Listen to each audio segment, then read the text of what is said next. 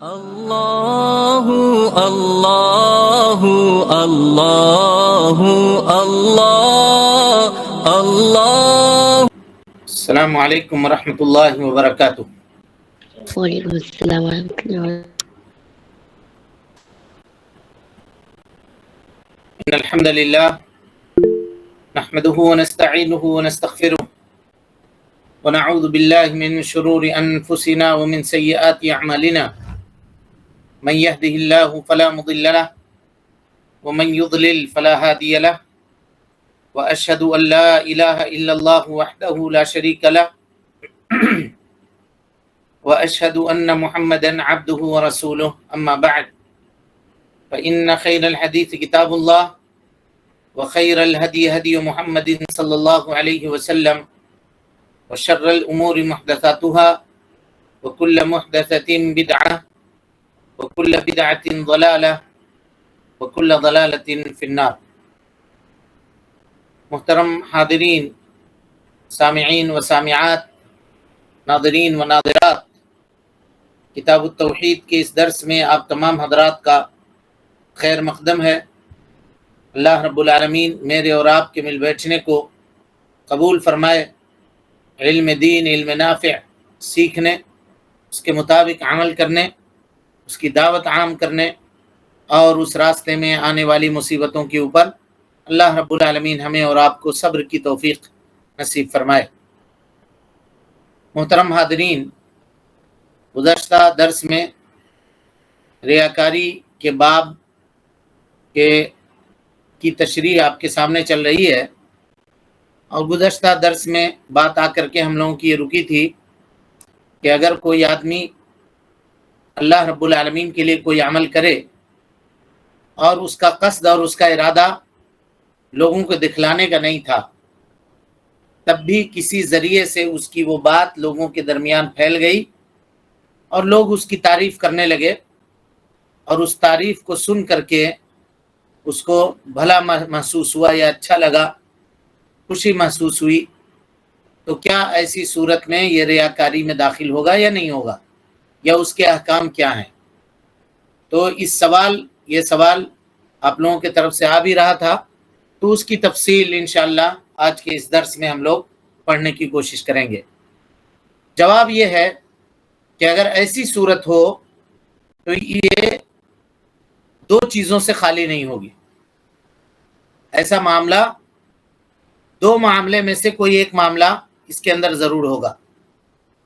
پہلا معاملہ یا پہلی حالت کہ اگر لوگوں کو بتانا یا لوگوں کی جانکاری اس آدمی کی وجہ سے ہوئی ہے، اور وہ آدمی یہ چاہتا تھا، اس کا قصد اور ارادہ تھا کہ لوگ اس کی تعریف کریں اس عمل کے اوپر، اس وجہ سے اس نے اپنے اس عمل کو عام کیا اور اس کی اشتہار کی لوگوں کے درمیان، تو یہ تسمیع میں داخل ہوگا جو حرام ہے، اور اس سے انسان کیا ہوگا؟ گنہگار ہوگا۔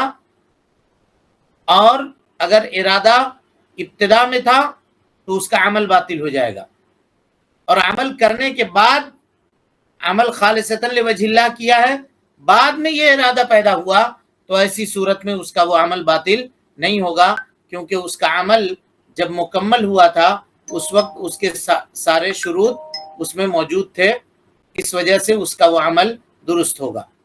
سمجھ گئے؟ اب اس کے بعد دوسری حالت دیکھیے، انسان کوئی عمل صالح کرے اور اس کے عمل صالح کا علم دوسرے لوگوں کو ہو جائے، بغیر اس کے چاہت کے، بغیر اس کے قصد کے، بغیر اس کے ارادہ کے، اور لوگ اس کی تعریف کرنے لگیں، اس کی اچھائی لوگوں کے اندر عام کرنے لگیں، اور وہ آدمی اس کے ذریعے سے خوش ہو اور اس کو پسند کرے، یعنی اس کو بھلا معلوم ہو، تو یہ اس کے عمل کو کوئی نقصان نہیں پہنچائے گا، بلکہ ایمان کی علامت اور ایمان کے نشانیوں میں سے ایک نشانی ہوگی یہ چیز۔ غور سے اس کو سمجھیے گا۔ آدمی نے عمل کیا، کوئی عمل صالح، اور اس کا کہیں پر یہ قصد اور ارادہ نہیں تھا کہ میرا یہ عمل لوگ جانیں، لیکن لوگ کسی طرح سے جان گئے، تعریف کرنے لگے، اور تعریف اس کو اچھی بھی لگ رہی ہے، بھلی معلوم ہو رہی ہے، تعریف سن کر کے وہ خوش بھی ہو رہا ہے، تو اس کا یہ عمل ضائع اور برباد نہیں ہوگا، بلکہ تعریف سن کر کے یہاں پہ خوش ہونا یہ اس کے ایمان کی علامت ہے، ایمان کی دلیل ہے۔ سمجھے بات کو یا نہیں سمجھے؟ ہاں، اب اس کی دلیل کیا ہے؟ یہ ایمان کی علامت ہے، اس کی دلیل کیا ہے؟ اللہ کے نبی جناب محمد رسول اللہ صلی اللہ علیہ وسلم نے فرمایا، من سرته حسنته وساءته سیئته فذاک المؤمن، جس آدمی کو اس کی اچھائی خوش کر دے، اس کی نیکی خوش کر دے، اور اس کی برائی اس کو غمگین کر دے، اس کو بری لگے، فذاک مومن، تو سمجھنا چاہیے کہ وہ آدمی مومن ہے۔ اس حدیث کو امام ترمذی رحمۃ اللہ علیہ نے روایت کیا ہے، اور علامہ البانی رحمۃ اللہ علیہ نے اس کو صحیح کہا ہے۔ کمن سرت الحسنات، جس کو نیکیاں خوش کر دیں، یعنی نیکی کے بارے میں جان کر کے اس کو خوشی محسوس ہو کہ اس نے اللہ کی اطاعت کی، اللہ رب العالمین کی فرما برداری کی، اور جب اس سے کوئی گناہ ہو جائے، اس کے قدم پھسل جائیں، شیطان بہکا دے، اور وہ کسی معصیت کے اندر یا اللہ رب العالمین کی نافرمانی میں گرفتار ہو جائے، تو معصیت اس کو بری لگے، گناہ کرنا اس کے نزدیک ناپسندیدہ ہو، وہ ندامت کے آنسو بہائے، توبہ کرے، تو اس آدمی کو سمجھنا چاہیے کہ وہ کیا ہے؟ مومن ہے، کیونکہ اچھائی کو اچھا سمجھنا اور برائی کو برا سمجھنا، یہ صلاحیت اگر انسان کے قلب میں اور اس کے دل میں پائی جاتی ہے تو یہ صریح ایمان اور کھلے ہوئے ایمان کی نشانی ہے۔ آ گئی بات سمجھ میں یا نہیں آئی؟ دلیل سمجھے؟ جی استدلال سمجھے اس کا؟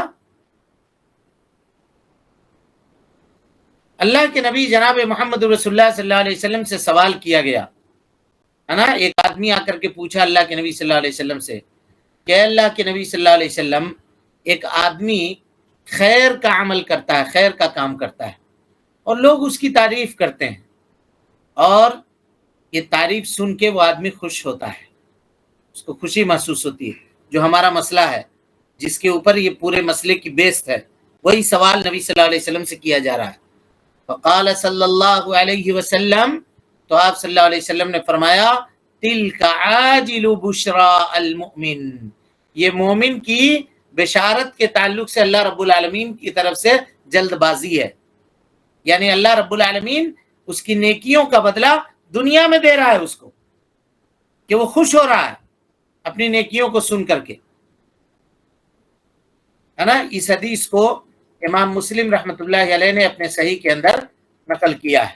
تو مسلمان آدمی وہ ہے جب وہ نیک عمل کرے اور اللہ رب العالمین اس کے اس عمل کو قبول کر لے، تو اس کو اس عمل کے ذریعے سے خوشی محسوس ہوتی ہے، اس کو اطمینان ملتا ہے، اس کو سکون اور چین حاصل ہوتا ہے، اور دنیا کے اندر اللہ رب العالمین اس عمل کے قبولیت کی بشارت اس کو یہ دیتا ہے کہ لوگ اس کے عمل کی تعریف کرتے ہیں، اور لوگوں کے درمیان اس کے عمل کی مقبولیت عام ہو جاتی ہے، اور اللہ رب العالمین اس کے ذریعے سے جنت میں دخول کی بشارت بھی اس شخص کو دیتا ہے، کہ جس طرح سے دنیا میں اللہ رب العالمین نے اس کو خوش کیا ہے، اس کے اس عمل کرنے کی وجہ سے اللہ رب العالمین آخرت میں بھی اس کو جنت عطا کر کے اس عمل سے اس کو کیا کر دے گا؟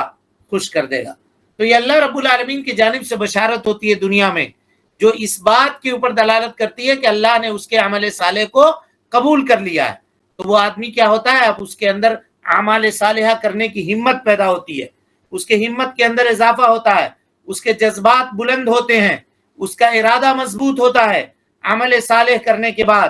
اور یہ اس بات کی بھی دلیل ہے کہ اللہ تعالیٰ نے اس کے عمل کو قبول کیا ہے، اس لیے کہ عمل صالح کی قبولیت کے شروط میں علماء نے یہ بیان کیا ہے کہ آدمی عمل کرنے کے بعد مسلسل نیکی کرتا رہے، مسلسل نیکی کرتا رہے۔ اور یہ بات کلیئر ہے، جان لیجئے، جب بات آئی ہے تو اس کو سمجھ لیجئے۔ رمضان میں آدمی بہت نیکی کرتا ہے، بہت اچھائی کرتا ہے، فجر کی نماز بھی سحری کھا کر کے پہنچ جاتا ہے جلدی مسجد میں بیٹھ کے پڑھنے کے لیے، بہت اچھی بات ہے۔ لیکن اگر رمضان کے بعد فجر کی نماز غائب ہو گئی اس کی سرے سے، یا اسی طریقے سے اور دیگر نمازوں کو چھوڑ رہا ہے، نیکی جو رمضان میں کر رہا تھا وہ سب ترک کر رہا ہے، تو اس کو سمجھنا چاہیے کہ اللہ تعالیٰ نے اس کے روزوں کو قبول نہیں کیا ہے، اس کا رمضان بیکار گیا، فالتو گیا، اس کو جاننا چاہیے کہ ضائع اور برباد گیا۔ کیونکہ اگر نیکی کرنے کے بعد نیکی کی توفیق نہیں ہے، پھر آدمی اسی برائی میں مبتلا ہو جا رہا ہے، تو اس کو سمجھنا چاہیے کہ اللہ تعالیٰ نے اس کے سابقہ نیکی کو قبول نہیں کیا ہے۔ سمجھ میں آ گئی بات کہ نہیں آئی؟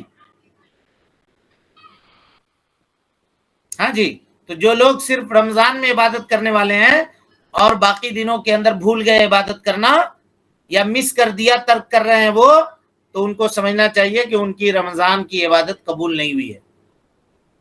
کھلم کھلا دو ٹوک بات، دو ٹوک۔ تب کیا کرنا ہے؟ توبہ اور استغفار کرنا ہے، اور اللہ رب العالمین سے دعا کرنا ہے کہ اللہ تعالیٰ آئندہ رمضان تک زندہ رکھے، تاکہ پھر وہ دوبارہ عبادت کر کے اللہ رب العالمین کو راضی کرنے کی کوشش کریں۔ سمجھ رہے ہیں یا نہیں سمجھے؟ جی سر۔ لہذا اگر کوئی آدمی ایسا ہے جو رمضان میں عبادت کر رہا تھا اور ابھی ترک کر رہا ہے، چھوڑ رہا ہے، تو اس کو چاہیے کہ وہ عبادتوں کی طرف پلٹے اور اپنا محاسبہ کرے۔ تو کہا عمل صالح کی قبولیت کے شروط میں سے ایک شرط یہ بھی ہے کہ اللہ رب العالمین اس کے عمل کو قبول کرتا ہے اور اس کی بشارت دنیا میں دیتا ہے۔ اور اگر آدمی اپنے نفس میں ہمت پا رہا ہے اور عمل صالح کرنے کے بعد اس کو خوشی محسوس ہو رہی ہے، تو اس کو سمجھنا چاہیے کہ اس کے عمل کو اللہ رب العالمین نے قبول کر لیا۔ یہ ایک اندرونی خوشی ہوتی ہے جی، اندرونی سکون ہوتا ہے جو نیکی کرنے والے ہی اس کو محسوس کر سکتے ہیں، دوسرا آدمی اس خوشی کو محسوس نہیں کر سکتا۔ وہ خوش ہوتا ہے اور اللہ رب العالمین سے امید رکھتا ہے، اور اس سے دھوکے میں نہیں پڑتا، اتراتا نہیں ہے، یہ نہیں سمجھتا ہے کہ نہیں اللہ تعالیٰ نے بس اب بہت کر لیا، اب ہم کو کرنے کی ضرورت نہیں ہے، ہو گیا، ہم کو جتنا کرنا تھا اب ہم کر لیے، اتنا تو کیے، اب کیا کریں گے، رمضان بھر تو کیے، اب اور کتنا کریں گے۔ تو اللہ تعالیٰ نے یہ نہیں کہا صرف رمضان میں عبادت کرو، بلکہ اللہ نے کہا وَاعْبُدْ رَبَّكَ حَتَّى يَأْتِيَكَ الْيَقِينُ، اللہ رب العالمین کی عبادت کرو یہاں تک تم کو موت آ جائے۔ تو موت سے پہلے تک، سکرات میں جانے سے پہلے تک عمل صالح کرنا ہے۔ کوئی آدمی اگر یہ سوچتا ہے کہ صرف رمضان میں کر کے ہم کو جنت مل جائے گا، تو وہ ایسے خواب میں پڑا ہوا ہے کہ جس کی تعبیر کبھی بھی مکمل ہونے والی نہیں ہے، کبھی بھی مکمل ہونے والی اس کی تعبیر نہیں ہے۔ تو اس سے یہ پتہ چلا کہ اگر نیک لوگوں کی تعریف کچھ لوگ بغیر ان کے قصد اور ارادہ کے کرتے ہیں، تو یہ ان کے عمل کی قبولیت کی دلیل ہے، اور یہ بشارت ہے اللہ رب العالمین کی جانب سے، جو اللہ تعالیٰ ان کو جلدی بشارت دے رہا ہے دنیا کے اندر، اور یہ اس بات کی دلیل ہے کہ آخرت میں بھی اللہ رب العالمین ان کو بشارت سے جنت سے نوازے گا، آخرت میں ان کو جنت عطا کرے گا۔ تو یہ ملخص تھا اس سوال کا، جس کا ہم لوگ تذکرہ سماعت کر رہے تھے یا جس کو ہم لوگ سن رہے تھے۔ اب اس کے بعد چلیے آگے کی روایت پڑھیے۔ الحمد لله وحده والصلاة والسلام على من لا نبي بعد، أما بعد فأعوذ بالله من الشيطان الرجيم، بسم الله الرحمن الرحیم۔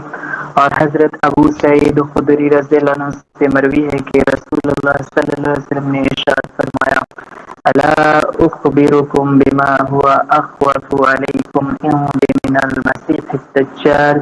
قالوا بلى یا رسول اللہ۔ قال الشرك الخفي، يقوم الرجل فيصلي فيزين صلاته لما يرى من نظر رجل، رواہ احمد۔ کیا میں تمہیں وہ چیز نہ بتاؤں جس کا خوف مجھے تم پر مسیح دجال سے بھی زیادہ ہے؟ صحابہ کرام رضی اللہ عنہم نے عرض کیا، کیوں نہیں اے اللہ کے رسول صلی اللہ علیہ وسلم، ضرور بتلائیے۔ آپ صلی اللہ علیہ وسلم نے فرمایا، شرک خفی، وہ اس طرح کہ کوئی شخص نماز کے لیے کھڑا ہو اور اپنی نماز کو محض اس لیے اچھی پڑھے کہ فلاں شخص اسے دیکھ رہا ہے۔ جی، حضرت ابو سعید خدری رضی اللہ تعالیٰ عنہ سے مرفوعاً روایت ہے، وہ اللہ کے نبی صلی اللہ علیہ وسلم سے روایت کرتے ہیں کہ نبی صلی اللہ علیہ وسلم نے فرمایا الا اخبرکم بما هو اخبث علیکم عندی من المسیح الدجال، قالوا بلا، لوگوں نے کہا ہاں اللہ کے رسول، قال الشرک الخفی، آپ صلی اللہ علیہ وسلم نے فرمایا شرک خفی، یقوم الرجل فیصلی فیزین صلاته لما یرا من نظر رجل، لما یرا من نظر رجل، رواہ احمد۔ اس حدیث کو امام احمد رحمۃ اللہ علیہ نے، امام ابن ماجہ نے، امام حاکم نے روایت کیا ہے اور اس کو صحیح کہا ہے، اور امام ذہبی رحمۃ اللہ علیہ نے امام حاکم رحمۃ اللہ علیہ کے اس تصحیح کی موافقت کی ہے۔ اسی طرح سے علامہ البانی رحمۃ اللہ علیہ نے اس حدیث کو صحیح قرار دیا ہے، لہذا یہ حدیث صحیح ہے۔ اس میں یہ ہے کہ اللہ کے نبی صلی اللہ علیہ وسلم ایک مرتبہ صحابہ کرام رضوان اللہ علیہم اجمعین کی طرف نکلے، اور صحابہ کرام رضوان اللہ علیہم اجمعین مسیح دجال کے تعلق سے گفتگو کر رہے تھے، بات چیت کر رہے تھے، کہیں پہ بیٹھ کر کے ان کی مجلس تھی اور اس میں مسیح دجال کا تذکرہ چل رہا تھا۔ تو آپ صلی اللہ علیہ وسلم نے جب ان کو دیکھا کہ صحابہ کرام مسیح دجال کے گفتگو میں مصروف ہیں اور اس کی باتیں کر رہے ہیں، تو آپ صلی اللہ علیہ وسلم نے فرمایا الا اخبرکم، کیا میں تمہیں خبر نہ دے دوں، بما ہوا اخوف علیکم، جو میرے نزدیک مسیح دجال سے بھی زیادہ خوف کھاتا ہوں میں تمہارے اوپر، یعنی میں مسیح دجال سے بھی زیادہ تمہارے اوپر جس چیز کا خوف کھاتا ہوں، کیا وہ اس چیز کی خبر میں تم کو نہ دے دوں؟ الا اخبرکم، الا یہ ادات عرض ہے، اس کو عربی میں یا گرامر میں ادات عرض کہتے ہیں، اس سے تنبیہ کرنا، کسی اہم معاملے کو بتانے سے پہلے تنبیہ کرنا، اٹینشن جس کو کہتے ہیں، آگاہ ہو جاؤ، خبردار جو کہتے ہیں کہ وہی ہے، کہا خبردار آگاہ ہو جاؤ، تم کو ایک بات نہ بتا دوں تو کیا ہے؟ نبی صلی اللہ علیہ وسلم نے فرمایا کہ میں تم کو نہ بتاؤں ایسی چیز کہ جس کا خوف میں مسیح دجال سے بھی زیادہ کھاتا ہوں تمہارے اوپر۔ ایک سیکنڈ،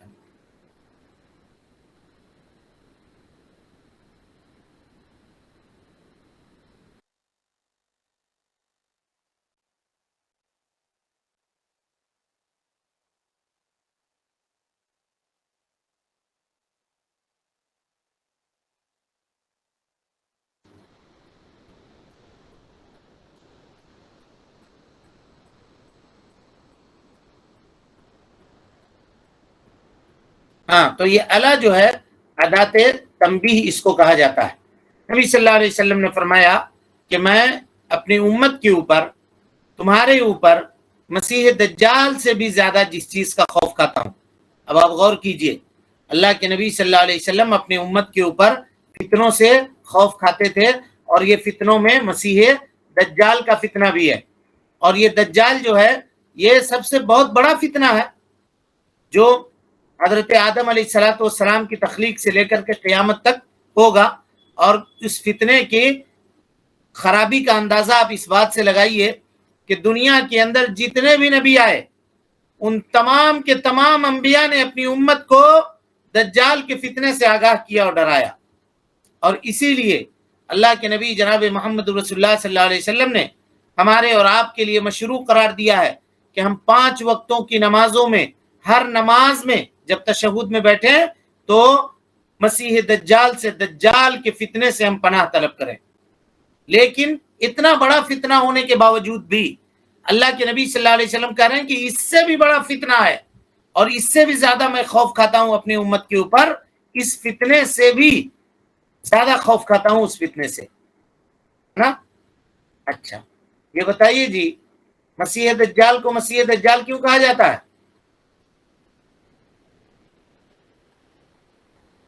یا دجال کو مسیح کیوں کہا جاتا ہے؟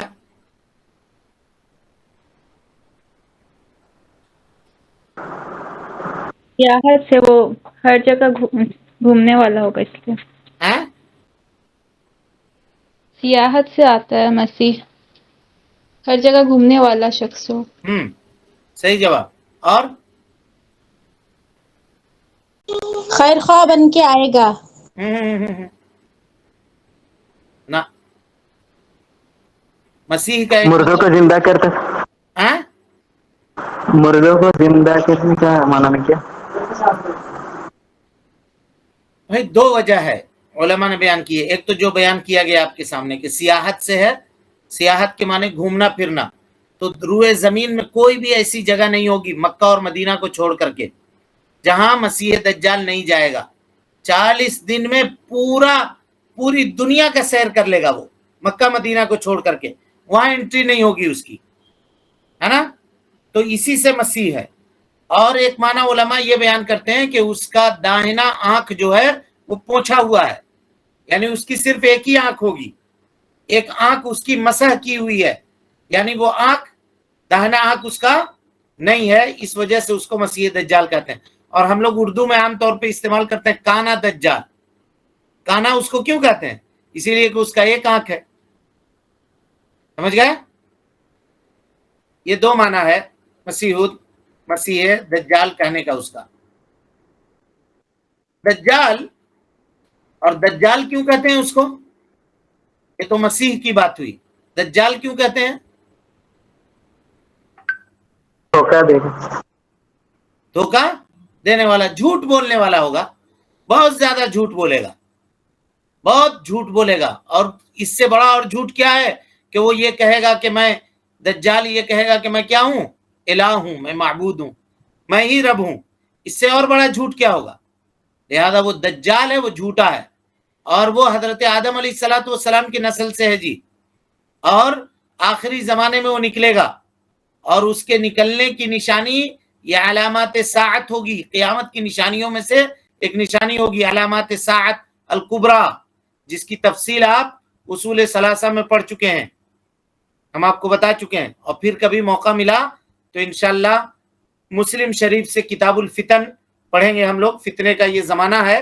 اگر کتاب التوحید اللہ رب العالمین نے توفیق دی مکمل ہو گیا تو پھر حدیث کی کتاب سے مسلم شریف سے کتاب الفتن پڑھیں گے. تو کتاب الفتن میں ان چیزوں کی تفصیل انشاءاللہ آئے گی. علامات ساعت اور قیامت کے تعلق سے جو بیان ہے اس کو انشاءاللہ آپ کے سامنے رکھنے کی کوشش کریں گے. بہرحال تو اللہ کے نبی صلی اللہ علیہ وسلم نے کہا کہ میں دجال سے بھی زیادہ خوف کھاتا ہوں تمہارے اوپر. کیا میں نہ بتاؤں اس چیز کے بارے میں کہ جس سے میں دجال سے بھی زیادہ خوف کھاتا ہوں تمہارے لیے؟ تو لوگوں نے کہا کہ بلا یا رسول اللہ, ہاں اللہ کے نبی صلی اللہ علیہ وسلم آپ بتائیے, ضرور بتائیے, خبر دیجئے. تو آپ صلی اللہ علیہ وسلم نے کیا کہا؟ الشرک الخفی, الشرک الخفی. اللہ کے نبی صلی اللہ علیہ وسلم نے اس کو شرک کہا اور اس کی صفت یہ بیان کی کہ وہ خفی ہوگا. خفی مانے مخفی, مخفی کے مانے پوشیدہ, پوشیدہ مانے جو کسی کے لیے ظاہر نہ ہو, کسی کو سمجھ میں نہ آئے. اور اللہ کے نبی صلی اللہ علیہ وسلم نے اس کو خفی کیوں کہا جی؟ علماء نے بیان کیا دو وجہ سے. کہا ایک تو یہ کہ یہ خفیہ طریقے سے ہوگا, دل کے اندر ایسا سما جائے گا, داخل ہو جائے گا کہ آدمی کو اس کی آہٹ تک نہیں محسوس ہوگی, اور یہی شرک خفی ہے. اور یہی وجہ ہے کہ دنیا کے اندر بہت قلیل آدمی, بہت کم آدمی ایسے ہیں جو اس سے محفوظ ہیں, جو اس شرک خفی سے محفوظ ہیں. الا ماشاء اللہ, الا من رحم اللہ, ورنہ اکثر آدمی کسی نہ کسی ناحیے سے, کسی نہ کسی طریقے سے اس شرک کے اندر مبتلا ہے, شرک خفی کے اندر. اور دوسری وجہ علماء نے بیان کی, کہا کہ اس لیے کہ اس شرک کا مکان جو ہے, اس شرک کی جگہ جو ہے وہ دل ہے, اور دل کے اندر پائی جانے والی باتوں کو کیا کہتے ہیں؟ خفیہ بات کہتے ہیں. کہتے نہیں ہم تمہارے دل کی بات کو کیسے جانیں گے, دل کی بات ہمیں کیا پتا؟ دل کی بات صرف اللہ رب العالمین جانتا ہے. کوئی پیر, ولی, بزرگ, مرشد کوئی نہیں جانتا سوائے اللہ کے دل کی بات, اور کوئی بھی نہیں جانتا. کہا یقوم الرجل, تو اللہ کے نبی صلی اللہ علیہ وسلم نے شرک خفی کی مثال بیان کی, اور مثال سے اس کی تفسیر بیان فرمائی آپ نے. کہا یقوم الرجل, فیصلی آدمی نماز پڑھنے کے لیے کھڑا ہو، فیزین صلاتہ اپنے نماز کو مزین کرے، بہت گاڑھی نماز پڑھے، لما یرا من نظر رجل جب وہ دیکھ لے کہ کوئی آدمی نگاہ اٹھا کر کے اس کی طرف دیکھ رہا ہے، اور ایک دوسری روایت میں ہے من نظر الرجل، من نظر الرجل کسی انسان کی نظر اس کی طرف پڑ رہی ہے نا۔ یہاں پہ کہا جی غور کیجئے حدیث کے الفاظ پر، یقوم الرجل، رجل مانے کیا جی؟ آدمی، ہاں آدمی، رجل مانے مرد، رجل مانے مرد۔ تو کیا اللہ کے نبی صلی اللہ علیہ وسلم نے مرد کا تذکرہ یہاں پہ کیا؟ تو کیا عورت سے یہ شرک نہیں ہوتا ہے کیا؟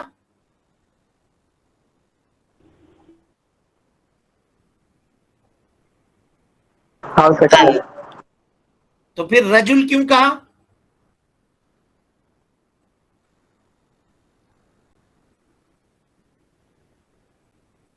بولیے جلدی بولیے۔ اس میں عورت بھی شامل ہے رجل کے اندر، عورت بھی شامل ہے۔ رجل تغلیب استعمال کے لیے بولا جاتا ہے اور اس کا کوئی مفہوم نہیں ہے، یعنی الٹا معنی اس کا نہیں کر سکتے، مفہوم مخالف نہیں لے سکتے۔ کوئی یہ نہیں کہے گا کہ اللہ کے نبی صلی اللہ علیہ وسلم نے رجل خاص کیا ہے، اس کا مطلب کوئی عورت ریاکاری نماز میں نہیں کر سکتی ہے، ایسا نہیں ہے۔ رجل عام طور پہ بولا جاتا ہے، اس وجہ سے اللہ کے نبی صلی اللہ علیہ وسلم نے کہا ہے، ورنہ مرد اور عورت دونوں شامل ہیں ریاکاری نماز میں، یا ریاکاری کا کام جیسے مرد کرتا ہے ویسے عورت سے بھی ریاکاری کا صدور ہو سکتا ہے۔ اور اسی کو اہل علم کہتے ہیں، اصول فقہ کے اصطلاح میں مفہوم لقب کہا جاتا ہے، اس کو مفہوم لقب کہا جاتا ہے۔ عورت اور مرد دونوں اس میں شامل ہیں۔ اور آدمی نماز پڑھ رہا ہے کسی کو دکھانے کے لیے جی، تو یہی تو ریاکاری ہے، یہی کیا ہے؟ ریاکاری ہے۔ اب یہاں غور کیجئے ایک بات کہ اللہ کے نبی جناب محمد رسول اللہ صلی اللہ علیہ وسلم نے یہ خطاب کن لوگوں سے کیا جی؟ صحابہ کرام، صحابہ کرام رضوان اللہ علیہم اجمعین سے، جو اس امت کے کریم، اس امت کے کریم ہے۔ آدمی کوئی کتنا ہو عبادت گزار کیوں نہ ہو جائے، کتنے بڑے مقام اور مرتبے کے اوپر فائز نہ ہو جائے، صحابہ کرام کے پاؤں کے دھول تک نہیں پہنچ سکتا۔ اللہ کے نبی صلی اللہ علیہ وسلم ان کو کہہ رہے ہیں کہ میں تمہارے اوپر اس چیز کا خوف کھاتا ہوں۔ تو ہم اور آپ کس کیٹیگری میں ہوں گے؟ ہمارا اور آپ کا شمار اور قطار کہاں ہوگا، یہ ہم اور آپ خود سمجھ سکتے ہیں۔ جب اللہ کے نبی صلی اللہ علیہ وسلم ان لوگوں کے اوپر، ان نفوس قدسیہ کے اوپر جو پیارے مصطفیٰ صلی اللہ علیہ وسلم کے زمانے میں موجود تھے، ان کے بارے میں آپ کہہ رہے ہیں کہ میں مسیح دجال سے زیادہ تمہارے اوپر خوف کھاتا ہوں۔ اللہ اکبر۔ تو ہم اور آپ کس کھاتے میں جائیں گے، اس کا ہر آدمی محاسبہ کر سکتا ہے۔ ہم لوگ دعویٰ خوب کرتے ہیں، ہم کوئی عمل ہم دکھاوے کے لیے نہیں کرتے ہیں، ہمارے یہاں دکھاوا نہیں ہے، ہم دکھاوے کے لیے یہ چیز نہیں کرتے ہیں، دکھانا ہم لوگ نہیں چاہتے ہیں۔ دعویٰ بہت آدمی کرتا ہے، لیکن دعویٰ میں وہ کتنا سچا ہے اللہ رب العالمین ہی بہتر جانے۔ اچھا، اس حدیث کی کا ایک اور نقطہ یہ ہے کہ نبی صلی اللہ علیہ وسلم نے یہ کیوں کہا جی کہ میں مسیح دجال سے بھی زیادہ خوف کھا رہا ہوں اس سے، جبکہ سب کو معلوم ہے کہ دجال کا فتنہ بہت بڑا فتنہ ہوگا؟ کیونکہ مسیح دجال آخری کرنے والے ہیں۔ بولیے بولیے، ایک ایک آدمی بولیے۔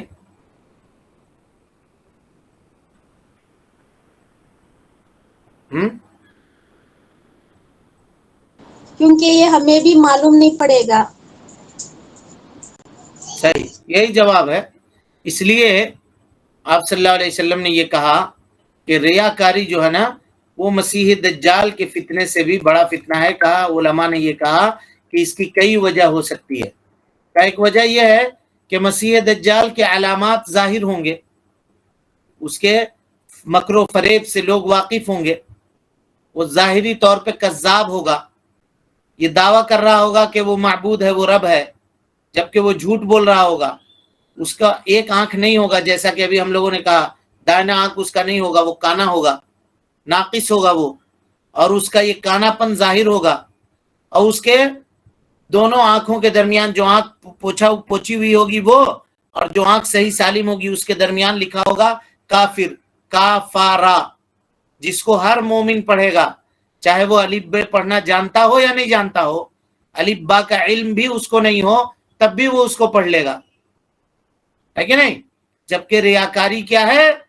پوشیدہ معاملہ ہے، اس کی کوئی علامات نہیں ہے، انسان کے دل میں اس طرح سے داخل ہو جاتا ہے اور نفسانی خواہشات کے اندر اس طرح سے سما جاتا ہے، انسان کی طبیعت میں اس طرح سے گھل جاتا ہے، مل جاتا ہے کہ انسان کہاں سے کہاں پہنچ جاتا ہے اپنے عمل کرتے ہوئے اس کو پتہ تک نہیں چلتا، اور انسان خود پسندی کے اندر مبتلا ہو جاتا ہے، اور یہ ایسا مخفی اور پوشیدہ اور خفیہ معاملہ ہے جو انسان کے اندر اس کے شہوات نفسانی کو بڑھاوا دے دیتا ہے، انسان کو یہ باتیں اچھی لگنے لگتی ہیں اور پھر کیا ہو جاتا ہے؟ وہ ریاکاری کا عادی بن جاتا ہے، ہر کام کو ریاکاری کے لیے وہ انجام دیتا ہے۔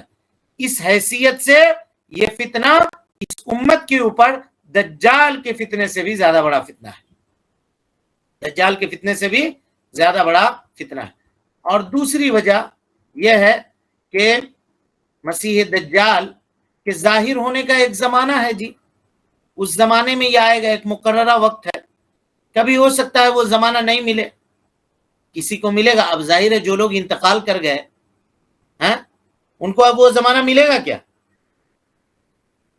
نہیں ملے گا، اور اللہ تعالی ہم لوگوں کو بھی محفوظ رکھے۔ تو سب کو نہیں ملے گا وہ زمانہ، دجال کا زمانہ، کیونکہ اس زمانہ اس کا متعین ہے، لیکن ریاکاری کے لیے کوئی وقت نہیں ہے۔ ہم سے بھی ریاکاری ہو سکتی ہے، آپ سے بھی ہو سکتی ہے، کوئی وقت نہیں ہے، بلکہ ریاکاری اتنا گھناؤنا چیز ہے، اتنی بری چیز ہے کہ یہ سب سے زیادہ جو مطلب اہم وقت ہوتا ہے اس کے اندر یہ ریاکاری ہوتی ہے۔ آدمی نماز پڑھ رہا ہوتا ہے، یہ اس کی زندگی کا سب سے اہم وقت ہوتا ہے، لیکن وہ ریاکاری میں مبتلا ہے۔ حج کرنے کے لیے گیا مکہ اور مدینہ میں، وہاں سے فوٹو کھینچ کر کے ریاکاری کر رہا ہے ہر جگہ۔ مسجد میں بیٹھا ہوا ہے، مسجد نبوی میں بیٹھا ہوا ہے، وہاں سے ریاکاری کر رہا ہے، مسجد حرام میں بیٹھا ہوا ہے، وہاں سے ریاکاری کر رہا ہے۔ تو اس کا کوئی وقت نہیں ہے، کوئی جگہ متعین نہیں ہے۔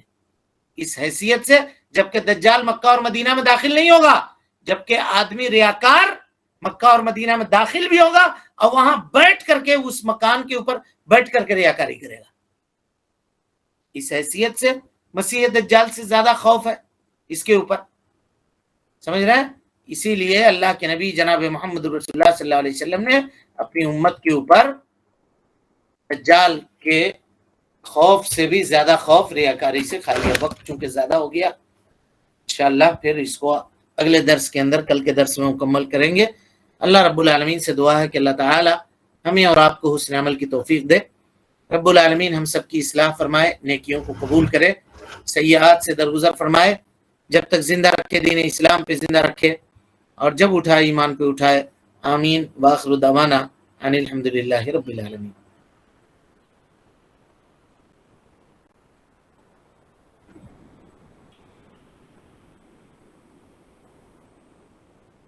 کوئی سوال ہے کسی کے پاس؟ ایک سوال آیا ہے، ریاکاری سے بچنے کا طریقہ کیا ہے؟ ریاکاری سے بچنے کا طریقہ بیان ہوا شروع میں کہ خلوص کے ساتھ عمل کرے، اور ریاکاری اگر داخل ہو جائے درمیان عمل تو اللہ رب العالمین سے توبہ اور استغفار کرے، اور اللہ تعالیٰ سے توفیق مانگے۔ سب سے بڑی بات ہے کہ دعا کرے کہ اللہ تعالیٰ میرے عمل کو ریاکاری سے پاک کر دے، میرے دل کو ریاکاری سے پاک کر دے، اور یہ رکھے ارادہ کہ عبادت وہ اللہ کے لیے انجام دے رہا ہے۔ دنیا کا کوئی کتنا بڑا بھی آدمی کیوں نہ ہو، وہ بدلہ نہیں دے سکتا عبادت کا۔ عبادت کا بدلہ اللہ رب العالمین دے گا، تو جو بدلہ دینے کے لیے کے اوپر قادر ہے اسی کے لیے عمل کرے، اسی کے لیے عمل کرے۔ سب سے بڑی بات اللہ تعالیٰ سے توفیق طلب کرے، دعا کرے۔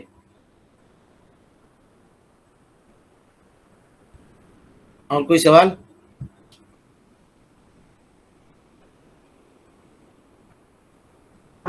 سر جو درس کے شروع میں آپ نے اس ریاکاری کے باب کے شروع میں کہا تھا کہ اور شریعت میں جو ریاکاری کا تعریف جو بتائے تھے، تو لغوی ریاکاری کیا جائز ہے؟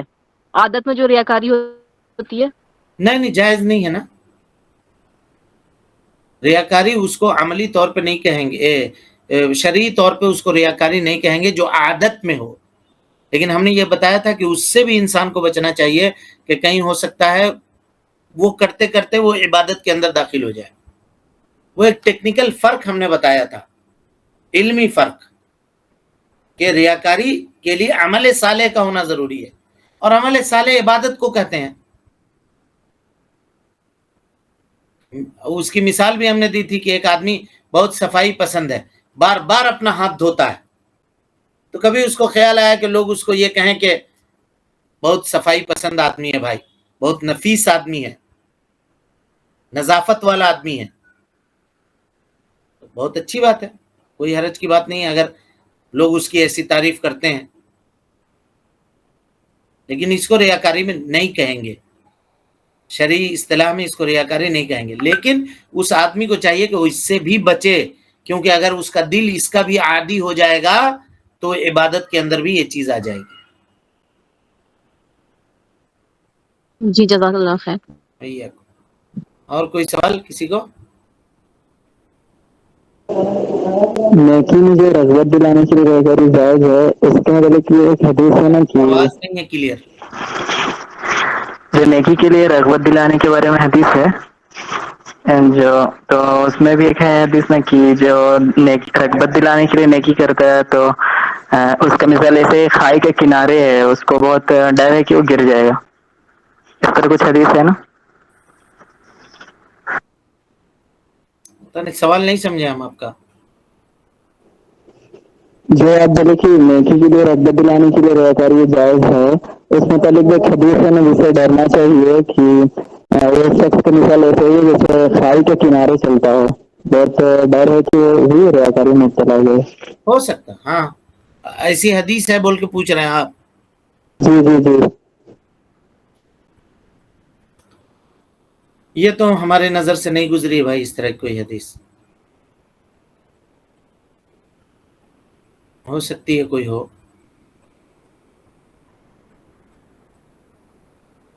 لیکن پھر بھی اس کو بچنا چاہیے. ہم تو شروع سے کہہ رہے ہیں کہ اگر کوئی بھی اس طرح کا معاملہ ہو تو انسان کا دل جو ہے نا وہ بہت جلدی اس سب میں مائل ہوتا ہے، بہت جلدی مائل ہوتا ہے. خاص طور پہ ہم لوگوں کی طرف کا معاملہ، علامہ والحفیظ، مسجد وغیرہ کا، مدرسے وغیرہ کا چندہ ہوتا ہے، ہر آدمی بولتا ہے ہاں اتنا یہ کیجئے، میرا نام اعلان کیجئے. بلکہ اگر کسی کا نام اعلان کرنے سے چھوٹ گیا تو ناراض ہو جاتا ہے، ہمارا نام اعلان کہیں نہیں کیا. تو کیا کروانا چاہتا ہے وہ نام اعلان کر کے؟ اللہ کو سنانا چاہتا ہے؟ ہاں نہیں، پھر نام کے معنی ریاکاری ہے.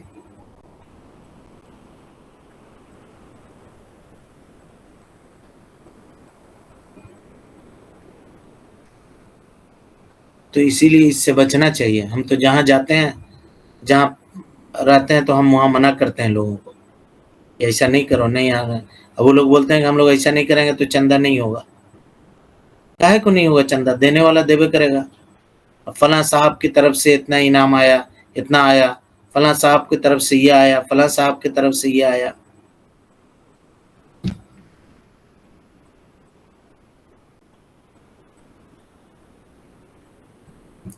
اور شیخ تو ایک حدیث ایک آیت میں ہے نا کہ وہ لوگ چھپے اور کھلے طور پہ اللہ کی راہ میں خرچ کرتے ہیں، تو لوگوں کو چندہ کرانے کے لیے اس طرح کیا جا سکتا ہے کیا؟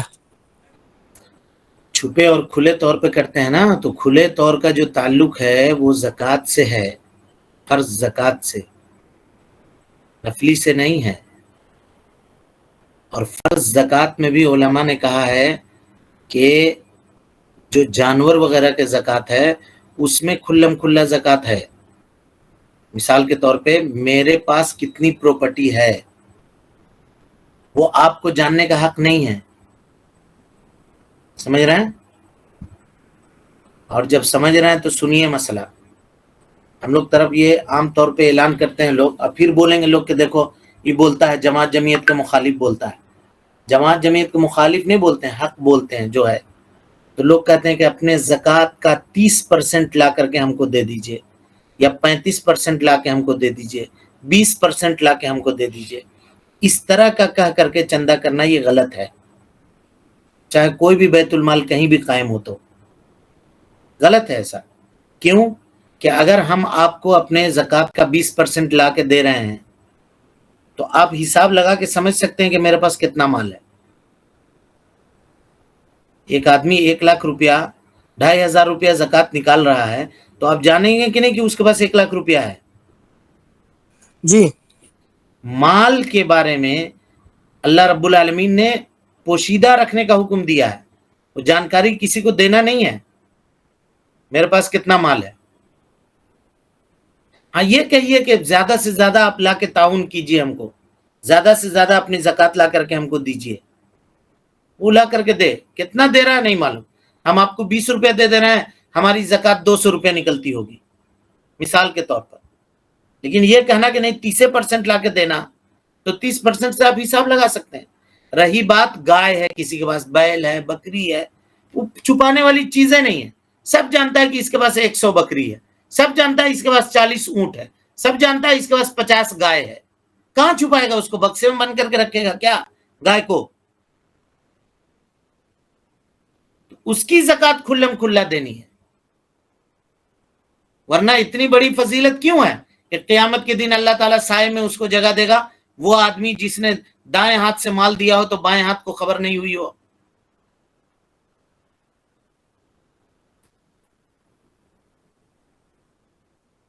سمجھ رہے ہیں یا نہیں سمجھ رہے ہیں؟ جی شیخ. جی سر. چندہ کرنے کے لیے بھی نہیں کر سکتے ایسا. اور شیخ جو ڈھلائی ہوتا ہے تو اس میں زور زور سے اعلان کر کر کے چندہ ہوتا ہے. ارے بھائی ہم ڈھلائی کا نام نہیں لے رہے ہیں، ہم تو اسی میں کہہ رہے ہیں. ڈھلائی ہوتا ہے، مسجد کی تعمیر ہوتی ہے، اور دوسرے چیز ہوتے ہیں تو اس میں ہوتا ہے ایسا. تو نہیں کرنا چاہیے.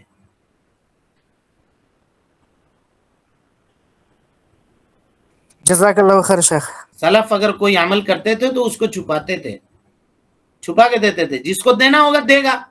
یہ کیا طریقہ ہوا؟ یہ تو کوئی طریقہ ہوا کہ ہم دے رہے ہیں 100 روپیہ تو 100 روپیہ دیا ہے تو ہم 500 دیں گے. یہ کر کے دے گا تب بھی تو ریاکاری ہے جی. ہم اس سے کم ہے کیا؟ فلانوا کتنا دیا جی؟ فلانوا 2,000 دیا. ارے وہ 2,000 دیا، ہم اس سے کم ہے کہا میرے طرف سے 10 لکھو. کیوں؟ کس کے لیے؟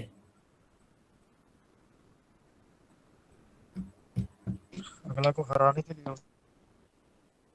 ہو گیا؟ اور کوئی سوال ہے؟ شیخ صحابہ ایک دوسرے سے سبقت بھی تو کرتے تھے عمل کرنے میں. تو کرے نا بھائی، سبقت کرنے میں وہ جاننا ضروری ہے کیا؟ ہم کہاں کہہ رہے ہیں کہ عمل کرنے میں سبقت نہیں کرو، ہم کہہ رہے ہیں کیا؟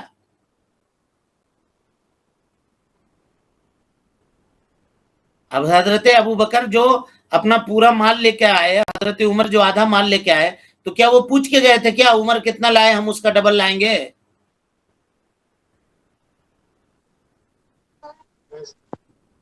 خود سے آپ دیجئے نا. آپ یہ کیوں جاننا چاہتے ہیں کہ فلانا کتنا دیا ہے ہم اس سے زیادہ دیں گے، ہم اس سے کم ہیں کیا؟ یہ جذبہ ہوتا ہے اصل، اور جو ریاکاری ہے. اب چاہے اس کو جتنا ملمت سازی کر لیجئے، چاندی چڑھا لیجئے، وہ جائز ہونے والا نہیں ہے معاملہ.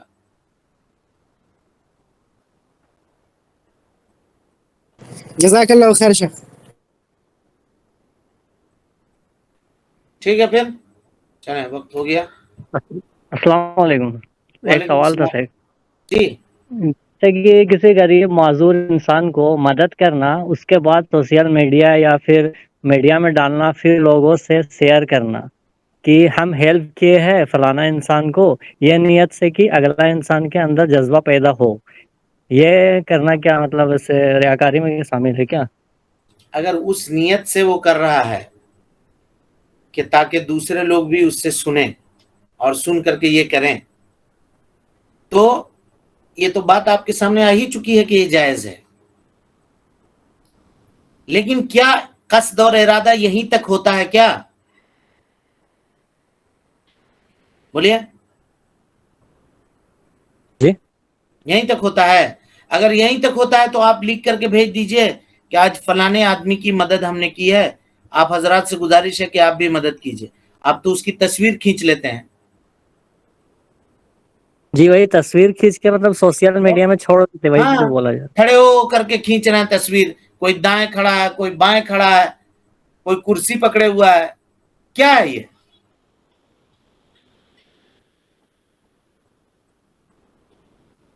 یہ کیا ہے؟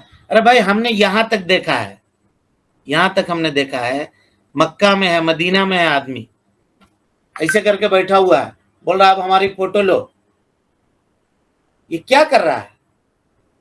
ایک تو جھوٹ کر رہا ہے، یہ دعا کی کیفیت ہے، اور جھوٹ موٹ کو اسے بیٹھ کر کر رہا ہے، اور کر رہا ہے آنکھ سے آنسو نہیں نکل رہا ہے، تھوڑا سا پانی لگا لیتے ہیں یہاں، اس کے بعد لو فوٹو، رو رو کر کے دعا مانگ رہے ہیں. تماشا چل رہا ہے یہاں، کھیل ہو رہا ہے. کتنا گناہ مل رہا ہے اس کو؟ اب وہ آدمی کہے کہ ہم جذبہ دکھانا چاہ رہے ہیں کہ ہم دیکھو حج کرنے کے لیے پہنچے ہیں، تم لوگ بھی حج کرنے کے لیے آؤ. تو آپ کو جذبہ دکھانے کی ضرورت نہیں ہے. کتاب و سنت میں بہت ساری حدیثیں، بہت ساری چیزیں ایسی موجود ہیں جن کو جذبہ کو ابھارنے کے لیے اور موٹیویٹ کرنے کے لیے کافی ہے. آپ ہی کریے گا تو لوگ کریں گے.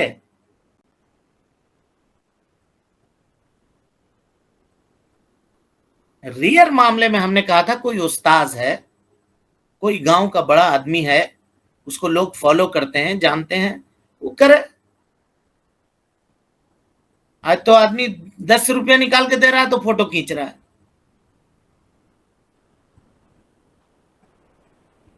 اور کوئی بات؟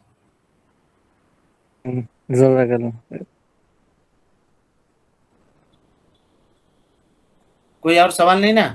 چلیں، السلام علیکم ورحمۃ اللہ وبرکاتہ. اللہ اللہ اللہ اللہ اللہ اللہ